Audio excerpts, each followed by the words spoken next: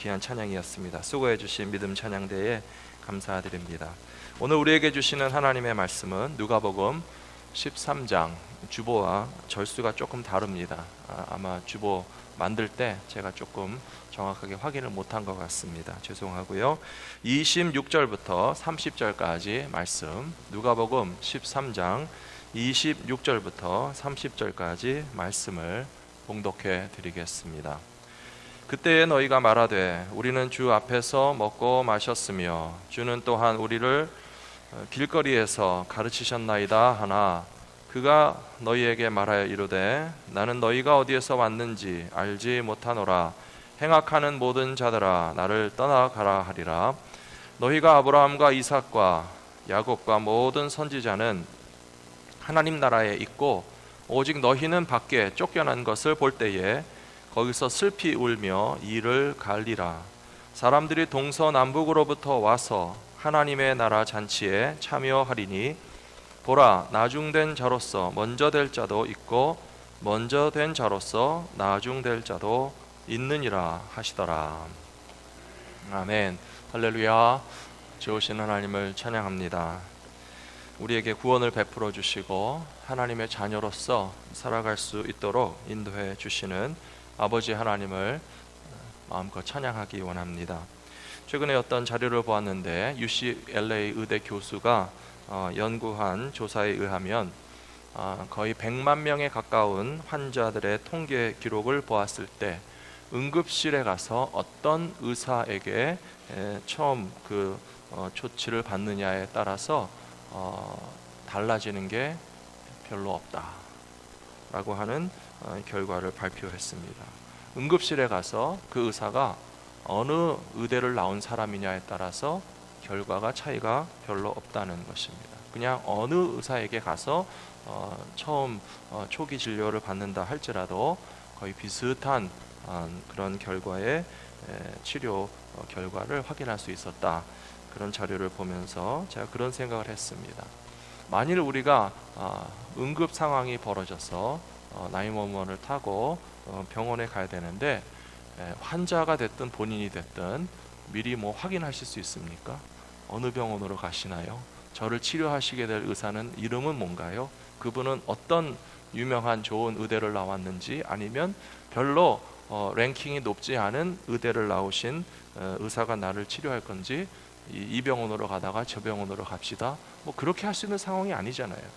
그리고 의료 체계를 본다 할지라도 어느 병원에 가서 그런 응급 진료를 받는다 할지라도 똑같이 환자를 살릴 수 있고 고칠 수 있고 치료할 수 있는 능력을 가진 의사와 병원을 유지하는 것이 사회적으로 안전한 것이지, 만일에 환자들마다 어느 병원은 겁이 나서 못 가겠고 안전하지 않으니까 그런 의사는 우리는 만나고 싶지 않다라고 한다면, 만일에 그런 의료 체계가 제대로 자리 잡힌 사회라면 그런 의사를 퇴출시키고 그런 병원은 문을 닫게 하는 것이 환자들의 안전을 위해서 또 사회적인 안전을 위해서 굉장히 중요하다라고 하는 것을 생각하게 됩니다.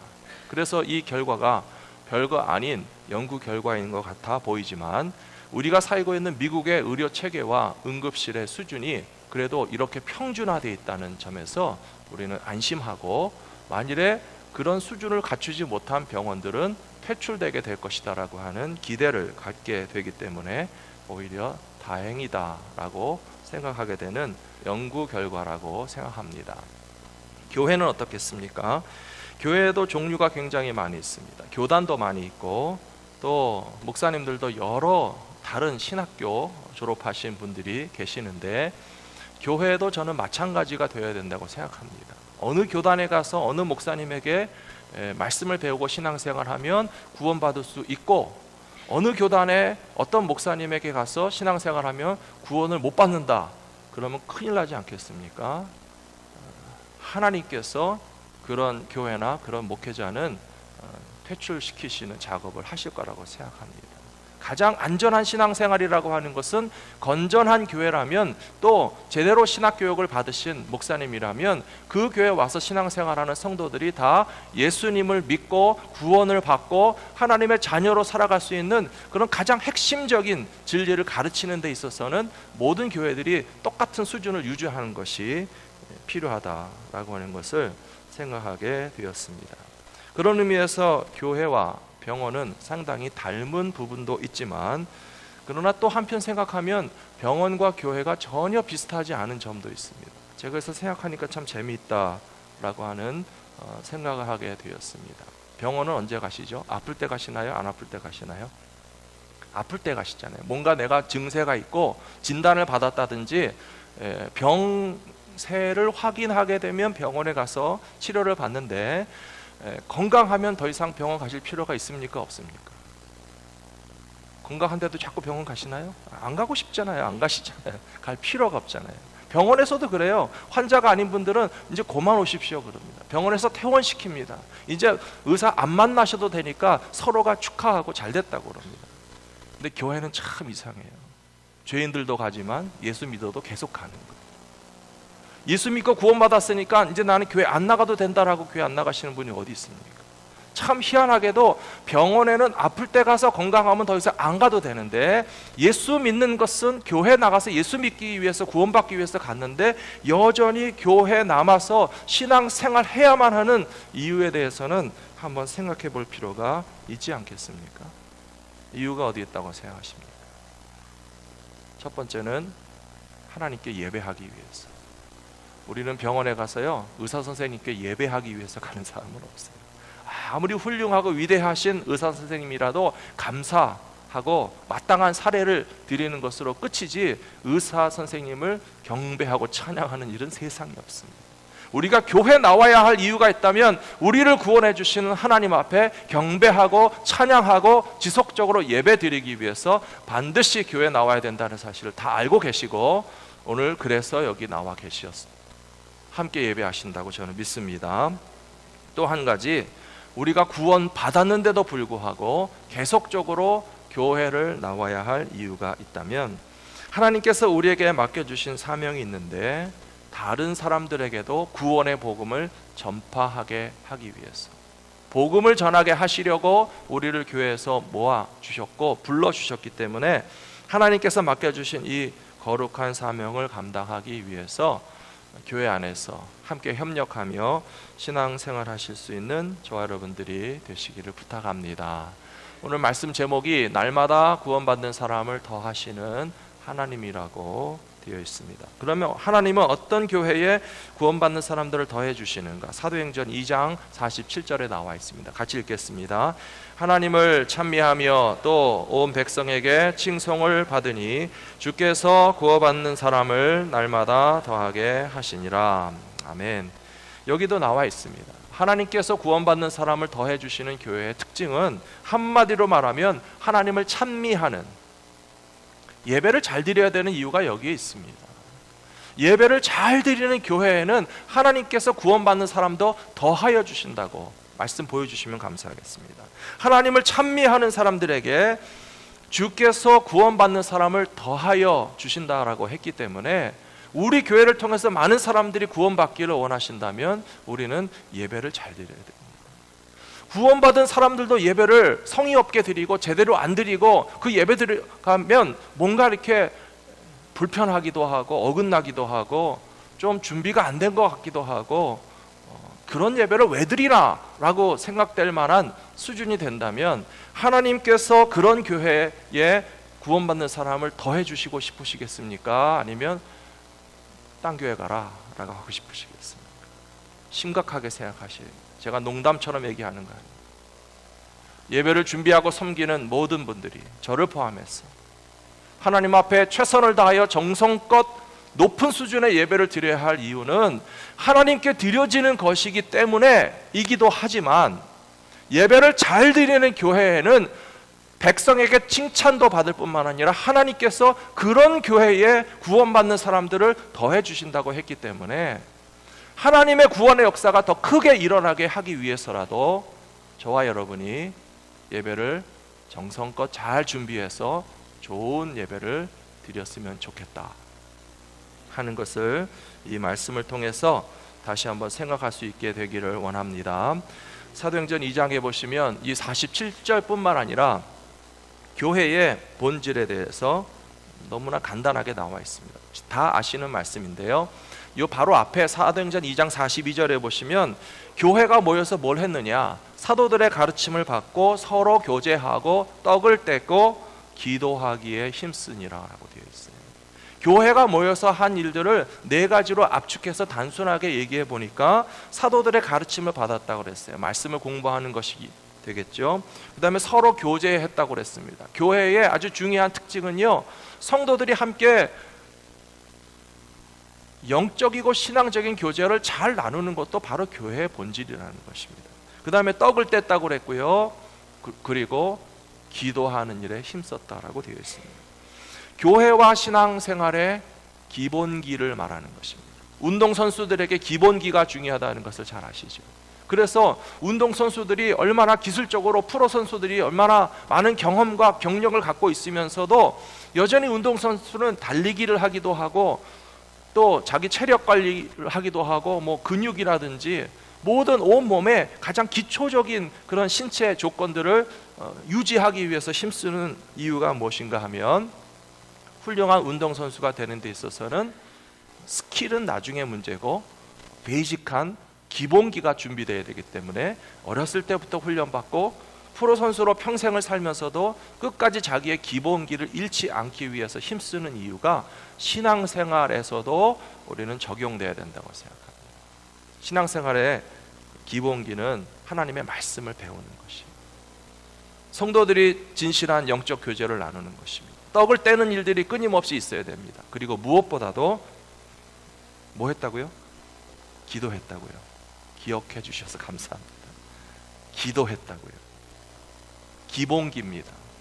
사랑하는 성도 여러분, 전도하는 것 중요하고 저는 오늘 전도합시다라고 말씀드리고 싶은데, 그러나 그 전도가 이루어지고 하나님께서 새로 예수 믿는 사람들을 더해 주셔서 구원의 역사가 일어나는 교회의 특징은 기본기를 제대로 하는 교회다라고 하는 사실을 먼저 기억할 수 있는 저 여러분들이 되시기를 부탁합니다. 그러면 누가복음 13장 29절 오늘 말씀에 보신 것처럼 동서남북으로부터 구원받을 사람들이 와서 하나님 나라 잔치자리에 참여하게 되는 것처럼 교회가 교회다움을 아주 핵심적으로 본질적으로 지키고 있는 교회는 하나님께서 새로 구원받는 사람들을 더하여 주실 것이라고 저는 믿습니다. 오늘 이 말씀의 포인트를 오해하지 않으셨으면 좋겠어요. 설교 제목을 의도적으로 제가 그렇게 잡은 이유도 있습니다. 하나님께서 구원받는 사람들을 더하여 주신다라고 했는데 이것은 우리가 전도할 필요가 없다라고 하는 뜻이 아니다라고 하는 것을 말씀드리고 싶었어요. 우리는 전도하지 않아도 된다는 말이 아니에요. 우리는 전도해야 되는데 어떻게 우리가 전도하는 교회가 되면 하나님께서 그 교회에서 구원받는 사람들이 더 많이 나올 수 있도록 더해 주실까라고 하는 것을 두 가지 다 생각하기 위해서 오늘 말씀 제목과 방향을 이렇게 전개해 나가고 있는 것입니다. 잘 아시는 것처럼 예수님은 제자들에게 가서 복음 전하라고 말씀하셨어요. 예수님의 명령이라고 하는 사실을 아시죠? 아무도 대답 안 하시네요. 예수님의 명령이라고 하는 사실을 아시죠? 예, 마태복음 28장 끝에도 나오고 사도행전 1장 앞에도 나오잖아요. 너희는 가서, 영어로 말하면 go라고 되어 있어요. 명령어잖아요. 너희는 가서 모든 족속으로 제자를 삼아 아버지와 아들과 성령의 이름으로 세례를 주고 내가 너희에게 분부한 모든 것을 가르쳐서 지키게 하라. 그것이 예수님 명령이에요. 예수님의 명령에 순종하고 계십니까? 자신 없어도 괜찮아요. 잘하셨어요. 저도 자신 없어요. 우리 지난주에 한 명의 형제에게 세례를 준 게 제가 얼마나 기쁜지 모르겠어요. 예수님의 명령을 정확하게 순종했거든요. 비록 한 명일지라도 너희는 가서, 우리는 가지도 않았고 왔지만은 세례를 주고, 세례를 주라고 하시는 말씀 그대로 제가 세례를 베풀 때 아버지와 아들과 성령의 이름으로, 성부와 성자와 성령의 이름으로 세례를 줬잖아요. 우리 교회가 세례를 줬잖아요. 제가 혼자 준 것이 아니고 온 교회와 성도들과 청년이니까 청년부 지도하시는 목사님이 다 가르쳐서, 내가 너희에게 분부한 모든 것을 가르쳐서 그 다음에 지키게 하라. 우리가 예수님의 명령을 순종하고 있다는 것이 얼마나 중요한지 몰라요. 근데 그것에 대해서 얼마나 많은 시간 동안에 크리스찬들이 좀 분리해서 생각합니다. 예배는 세상 없어도 반드시 드려야 되고, 전도는 혹시 할 수 있으면 하고 아니면 나중에 하지, 나는 못하지 라고 생각하지 마세요. 주님의 명령은 둘 다 순종하셔야 됩니다. 예배 드리는 것도 순종하셔야 되고, 복음을 전하는 것도 순종하셔야 되고, 세례도 줘야 되고, 가르치기도 해야 되고, 지키며 살 수 있게 하는 주님의 명령에 순종하는 교회가 된다면 하나님께서 그런 교회에 구원받는 사람들을 더하여 주실 줄로 믿습니다. 한번 따라해 주시기 바랍니다. 예배도 필수, 전도도 필수. 좀 크게 해 주시기 바랍니다. 예배도 필수, 전도도 필수. 동의하십니까? 예, 하나님께서는요, 예배만 드리고 전도는 하든지 말든지 그렇게 하신 적이 없어요. 예수님이 명령하시기를 가서 복음 전하라, 세례를 주라, 가르치고 지켜 행하게 하라, 주님이 명령하신 것이 분명하기 때문에 예배도 필수. 예배 안 드리면 얼마나 크리스찬들은 좀 하나님에게 죄송해 하십니까? 찜찜하고 주일 성수도 못했고, 또 서로 비판하기도 하잖아요. 세상 없어도 예배는 드려야지 서로 끌어내서 예배 드리게 하는 것에 대한 그런 강조점 못지않게 우리는 자기 자신을 체근하면서, 형제 자매들도 권면하면서, 우리가 예배도 필수지만 전도도 필수니까 전도하지 못하는 것에 대해서도 우리는 반성하면서 생명을 구원하라 하신 예수님의 말씀을 순종합시다. 함께 나아가실 수 있는 저 여러분들이 되셔야 할 줄로 믿습니다. 교회는 두 번째로 하나님의 통치와 구원을 위해서 한 마음을 품어야 됩니다. 뭐든지 한 마음을 품지 않으면요, 되는 일이 없습니다. 집안일도 마찬가지. 식구들이 한 마음을 품지 않으면요, 집안일이 잘 안 됩니다. 비즈니스 하시는 분들, 비즈니스 세계에 들어가 보십시오. 사장님으로부터 직원들까지 같은 생각을 가진 비즈니스는 잘 되고요, 사장님 생각 따로, 직원들 생각 따로 제각각으로 돌아가는 비즈니스는 별로 잘 될 리가 없습니다. 교회도 마찬가지입니다. 어떻게 하여야 우리가 하나님의 통치하심과 구원하심을 나타나기 위해서 온 교회가 같은 한 마음을 품는 교회라면 하나님께서 믿는 사람들을 더해 주시는 교회가 될 것이고, 여러 사람들이 한 군데에 모여 있기는 하지만 다 제각각 생각이 다르다면 뭔가 제대로 된 힘을 모아서 어느 일정한 방향으로 나가지 못하는 그런 이유를 분석해 봐야 될 것입니다. 사도행전 5장 12절부터 14절 말씀 같이 읽어보겠습니다. 사도들의 손을 통하여 민간의 표적과 기사가 많이 일어나매 믿는 사람이 다 마음을 같이하여 솔로몬 행각에 모이고, 그 나머지는 감히 그들과 상종하는 사람이 없으나 백성이 칭송하더라. 믿고 주께로 나오는 자가 더 많으니 남녀의 큰 무리더라. 아멘.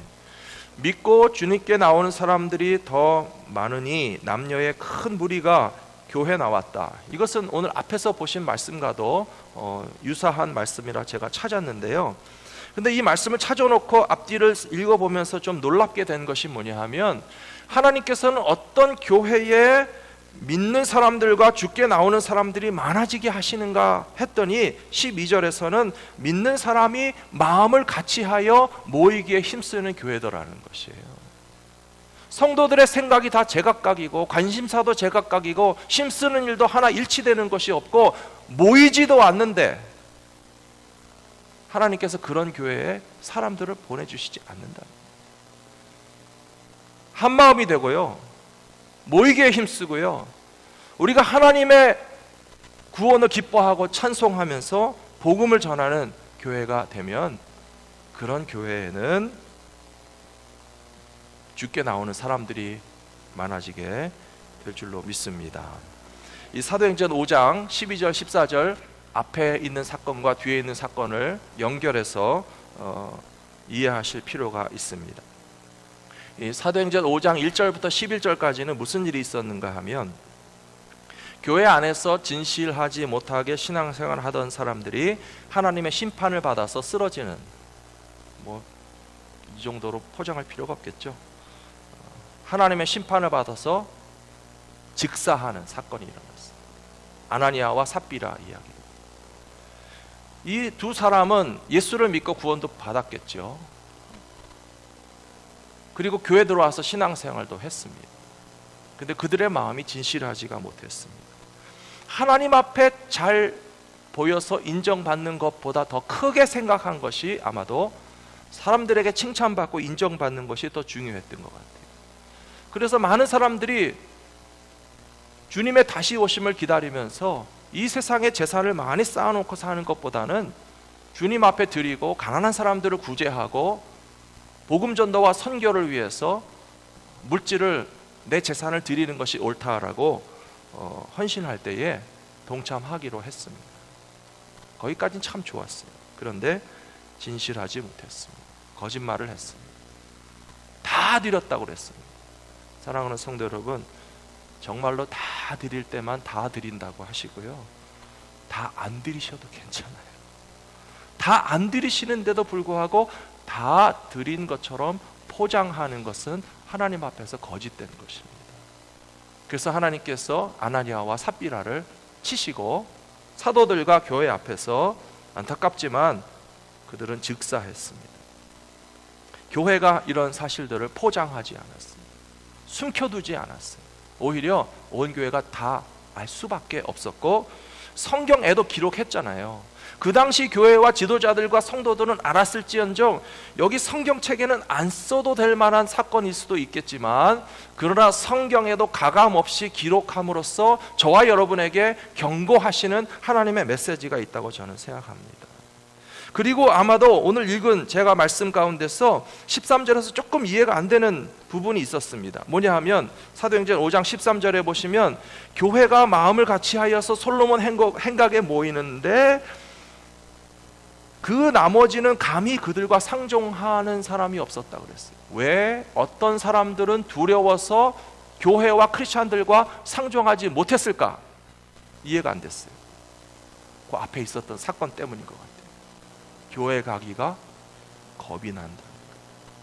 사랑하는 성도 여러분, 하나님께 대하여 사랑하는 마음과 두려운 마음이 다 있으시오. 교회 갈 때에 기쁘고 편안한 마음도 있지만 우리 마음 가운데 긴장감도 있으셔야 돼요. 전혀 긴장하는 거 없이 그냥 어디 동네 파크에 놀러 가듯이 그렇게 우리가 편안한 복장과 마음과 세수도 안 하고 옷도 안 갈아입고 자다가 깨서 부스스 이렇게 산책할 수 있을 만한 데가 아니에요. 어떤 사람들은 그들과 상종하는 것을 두려워했지만 더러워서 피한 것이 아니에요. 뭐라고 되어 있습니까? 13절 끝에 보시면 긴장하고 두려워서 감히 예수 믿는 사람들의 공동체 가운데 쉽게 들어가지는 못했지만 백성들이 어떻게 했다고요?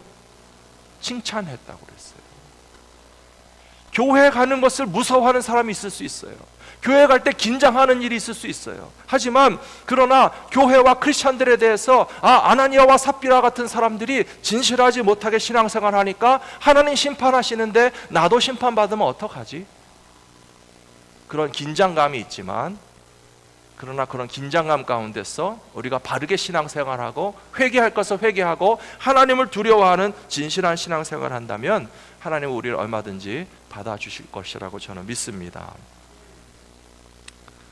교회에서 신앙생활할 때 이렇게 하나님을 두려워하고 진실한 마음으로 믿음 생활을 하면 그런 교회로 오늘 14절 말씀에 많은 남녀들을 보내주시고 믿는 사람들이 생겨나고 주께 속하는 사람들이 더하여지는 교회가 될 수 있도록 함께 협력해 주시기를 부탁합니다. 세 번째로, 교회와 성도들은 고난을 당해도 전도하기를 그치지 않는 것이 제자들의 본분이라는 사실을 우리가 깨달아야 됩니다. 오늘 사도행전 5장 이야기를 조금 말씀드렸는데요, 그 끝에 가서 보시면 41절 42절 같이 읽겠습니다. 사도들은 그 이름을 위하여 능력받는 일에 합당한 자로 여기심을 기뻐하면서 교회 앞을 떠나니라. 그들이 날마다 성전에 있든지 집에 있든지 예수는 그리스도라고 가르치기와 전도하기를 그치지 아니하니라. 아멘. 사도행전 5장 앞에 11절까지는 아나니아 삽비라 이야기가 나오고요, 12절부터 14절은 금방 말씀드린 것처럼 성도들은 모이기에 힘쓰고 마음이 하나가 되었고, 그러니까 칭찬을 받고 하나님께서 믿는 사람들을 더해 주셨다라는 이야기를 중간에 읽으셨죠. 그러면 여기 41, 42절은 그 이후에 쭉 일어난 사건에 대한 결론적인 내용입니다. 무슨 일이 있었는가 하면, 이렇게 솔로몬 행각에 모여서 병든 자들을 고쳐주고 예수 이름을 전파하고 많은 사람들이 교회에 모이기 시작하니까 그 교회와 교회 지도자들을 시기 질투하는 사람들이 생겨났어요. 사두개파 사람들이라고 기록되어 있습니다. 예수님 시대의 사두개파 사람들은 유대교의 한 분파이기도 하지만 정치 권력을 잡은 사람들이에요. 정치인들의 특징은요, 백성들을 자기가 쥐고 흔들어야지, 쥐고 흔드는 정치 지도자들 말고 또 다른 어떤 인기를 끄는 그룹이 생겨나면 경계하게 돼 있고 그들을 좀 짓밟으려고 하는 속성이 있습니다. 그래서 제일 먼저 이 예수님의 제자들을 핍박한 세력이 사두개파라고 나와 있는 거예요. 사두개파 사람들이 고소해서 베드로를 비롯한 제자들이 감옥에 갇혔습니다. 근데 감옥에 갇힌 베드로와 제자들을 밤중에 천사가 감옥에서 나오게 했어요. 그러면 예수의 복음을 전하다가 감옥에 들어갔고, 어떻게 그 감옥에서 나오게 됐다면 우리 같으면 어떻게 할까요? 도망가서 숨고 싶겠습니까? 아니면 그래도 복음 전하고 싶겠습니까? 솔직히 얘기하세요. 도망가서 숨고 싶겠죠. 저도 그럴 것 같아요. 근데 천사들이 감옥에 갇힌 베드로와 제자들을 꺼내면서 하는 말씀이 더 전도해 그랬어요.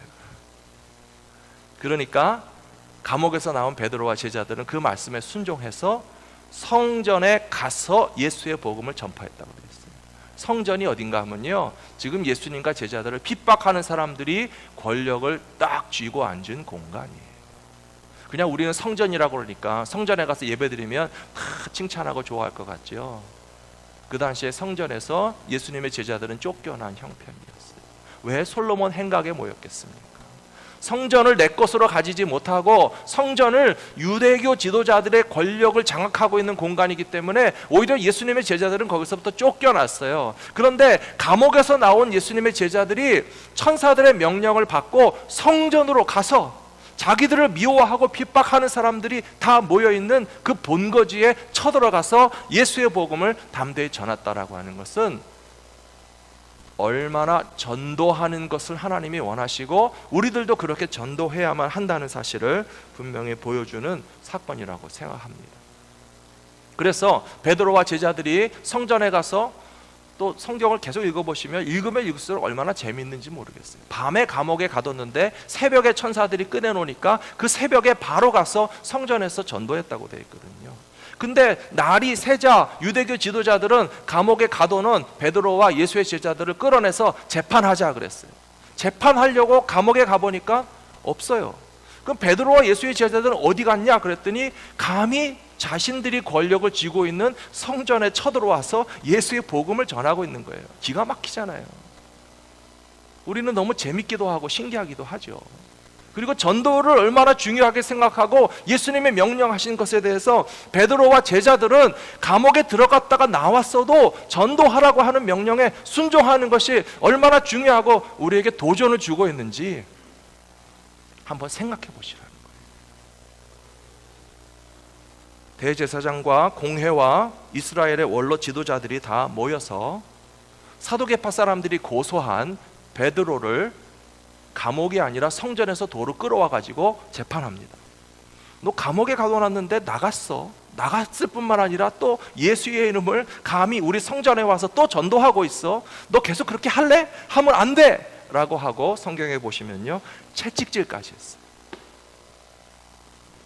그런데 베드로는 뭐라고 대답했는가 하면, 우리가 사람에게보다 하나님에게 순종하는 것이 옳도다 라고 대답했어요.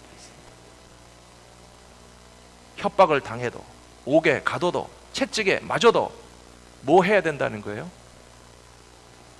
전도해야 된다는 거예요. 그래서 베드로가 대답했습니다. 우리가 사람에게보다 하나님에게 순종하는 것이 마땅하도다. 사랑하는 성도 여러분, 모도 필수고 모도 필수라고요? 잊어버리셨나요? 예배도 필수, 전도도 필수. 하나님에게 순종하는 것이 뭡니까? 예배만 하나님 앞에 순종하는 겁니까? 전도도 하나님 앞에 순종하는 겁니까? 사랑하는 성도 여러분, 골라 먹지 마시기 바랍니다. 편식하지 마세요. 내 마음대로 믿지 마세요. 하나님께 순종하는 것은 예배도 필수, 전도도 필수인데, 예배는 해야지 전도는 하기 싫어가 아니고, 베드로와 예수님의 제자들과 같이 위협을 당해도, 감옥에 갇혀도, 채찍에 맞아도, 밤새 감옥에 있다가 새벽에 풀어놔도 그래도 또 전도해 라고 천사가 가르쳐 주니까 그 길로 성전에 가서 전도하심으로써 하나님의 명령에 순종하실 수 있는 저와 여러분들이 되시기를 부탁합니다.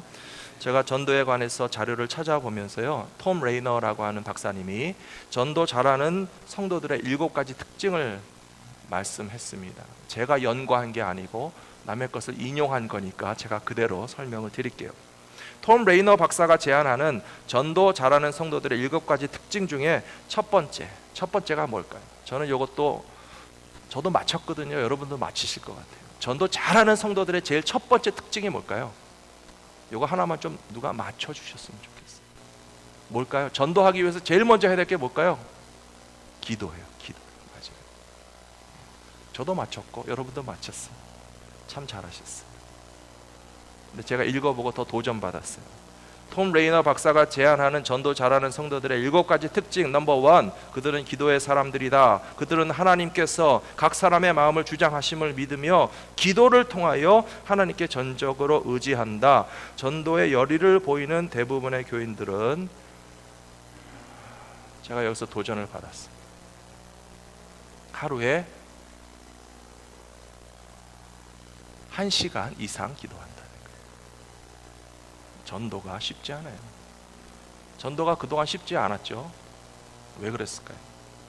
넘버 1이 기도인데 1시간 이상 기도하는 성도들이 전도하더라고요. 도전을 받았으면 우리가 실천하기 원합니다. 두 번째로, 전도 잘하는 성도들의 특징은 건전한 신학적 기반 위에 서 있는데 예수 그리스도만이 유일한 구원의 주님이신 것을 확신한다. 내가 확실히 믿어야 전도할 수 있습니다. 나도 긴가민가 하는데 누구한테 전도하겠습니까? 내가 구원에 확신이 있고 예수 믿은 구원이 확실하니까 우리는 뭐 화장품 하나를 권해도 써보니까 좋아 그러잖아요. 확신할 때 전도할 수 있어요. 세 번째로, 그들은 말씀 묵상에 충분한 시간을 할애한다. 네 번째로, 그들은 열정적인 사람들이다. 다섯 번째로, 그들은 자신이 속한 지역 사회를 사랑하며 이곳을 통하여 하나님께서 나에게 사명을 주셨다라고 믿고 있습니다. 사랑하는 성도 여러분, LA를 사랑하십니까? LA 사랑하는 건 죄 아니에요. LA를 사랑하십니까? 코리아타운을 사랑하십니까? 어떤 사람들은 코리아타운을 싫어하시는 분들이 있어요. 우리가 살고 있으면서 왜 코리아타운을 싫어합니까? 저는 코리아타운에 안 살 때도 코리아타운을 사랑했는데요, 코리아타운에 사니까 더 사랑하게 됐어. 우리가 LA에 안 살 때도 LA를 사랑하는 거 죄가 아니라고 말씀드렸어요. LA에 무슨 죄악된 것을 사랑하는 것이 아니고, 우리가 살고 있는 곳을 우리가 사랑하면서 이 도시와 뭐 건물과 문화를 사랑하는 것이 아니라 이 지역에 우리가 살고 있는 이웃에 살고 있는 사람들을 사랑하는 거잖아요. 우리가 세상을 사랑하는 것이 세상의 타락한 문화를 사랑하는 것이 아니라 요한복음 3장 16절처럼 하나님도 세상을 어떻게 하셨다고요?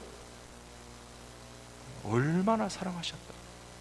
하나님이 세상을 사랑하신 것처럼 우리가 LA를 사랑하고 코리아타운을 사랑하는 것은 어떤 타락한 향유하는 문화를 사랑하는 것이 아니고 하나님이 세상의 사람을 사랑하는 것이고 죄인들을 사랑하시는 것이고 그들을 구원하기 원하시는 것처럼 복음을 전도하는 사람들은 그들이 속한 지역사회를 사랑한다. 그리고 거기에 우리를 보내셨다라고 믿는다는 거예요. 여섯 번째는 복음 전도를 위해서 계획하고 복음을 전할 기회를 얻기 위해서 기도하고 그런 기회를 끊임없이 만들어내는 사람들이 전도하는 것이고요. 일곱 번째는 복음 전도를 잘하는 사람들은 전도에 대한 책임감을 갖는다고 합니다. 마음에 부담감이 좀 있으셔요. 전혀 부담감도 없는데 전도하게 되는 사람들은 없고요. 7번째 내용 중에 중요한 것이, 다른 일로서 전도를 대체할 수 있다라고 생각하는 사람들은 전도를 안 하고, 오직 진짜 전도 외에는 전도가 없다라고 생각하는 부담감을 가져야만 전도할 수 있다는 거예요. 그냥 나가 혼자 착하게 살면 됐지, 내가 어떻게 전도할 수가 있나, 그거는 전도 아니에요. 전도를 직접 나도 해야만 한다라고 하는 생각을 가진 사람들이 전도하더라는 것입니다. 제가 전도해야 하는 것을 앞으로도 많이 설명드릴 거니까요, 오늘 뭐 이거 100개 써서 외우실 필요는 없어요.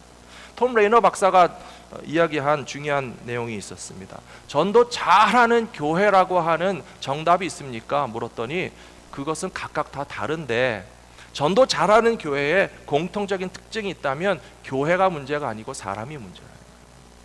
전도 잘하는 사람들이 모인 교회는 전도 잘하는 교회가 되는 것이지, 교회가 전도하고 싶어도 성도들이 전도 안 하면 그런 교회는 전도가 되는 교회가 아니다. 이해되시나요? 제가 설명을 잘 하고 있나요?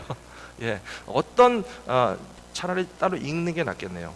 예, 톰 레이너 박사는 전도를 잘하는 교회의 비결에 대하여 많은 질문을 받는데, 비결이란 따로 없고 어떤 프로그램이나 행사보다도 전도에 헌신하려는 교인들이 바로 해답이라고 대답했다.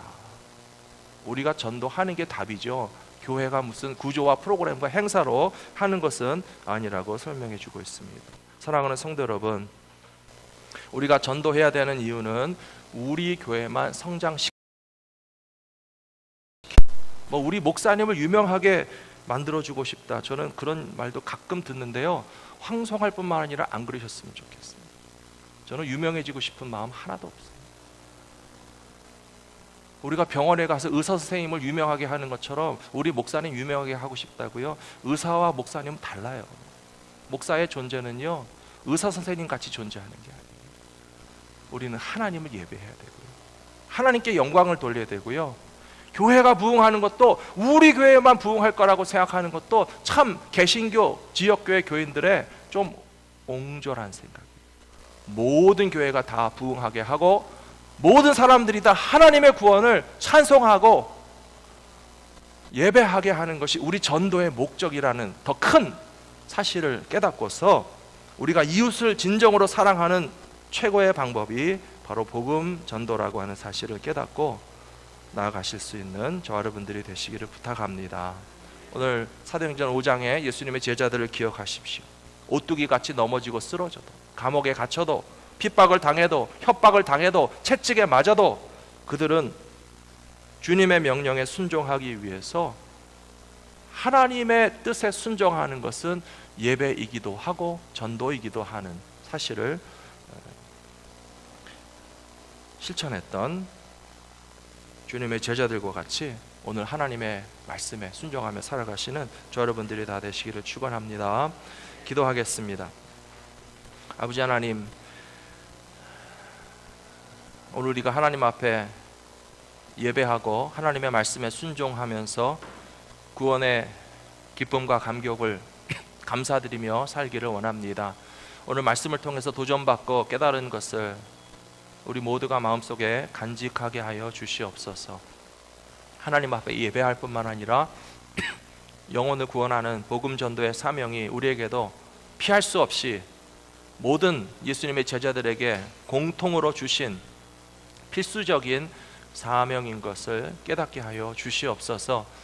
복음을 전하기 위해서 먼저 우리가 복음 전할 대상을 뜨겁게 사랑하게 하시고 그 생명을 귀하게 여기게 하시고 기도하게 하시고 성도들과 마음을 합하여서 하나님 앞으로 인도할 수 있는 노력을 끊임없이 실천할 수 있도록 도와주시옵소서. 우리 교회뿐만 아니라 많은 건전한, 온전한, 참된, 진실한 교회들이 예수님의 명령을 받들어서 복음을 전하고 성부와 성자와 성령의 이름으로 세례를 베풀고 예수님께서 우리에게 분부하신 모든 것을 가르쳐 지키게 하는 교회가 될 뿐만 아니라 특별히 우리 갈보리 믿음교회도 하나님께서 날마다 믿는 사람들을 더하여 주시는 교회가 될 수 있도록 힘쓰는 진실한 믿음의 공동체가 될 수 있도록 성령께서 우리의 마음과 생각을 주장하여 주시옵소서. 이것이 예배드리는 것 못지않게 하나님의 말씀과 명령에 순종하고 복종하는 참된 신앙생활인 것을 깨닫고 실천할 수 있도록 인도하여 주시옵소서. 우리 주 예수 그리스도의 이름으로 간절히 기도 올리옵나이다. 아멘.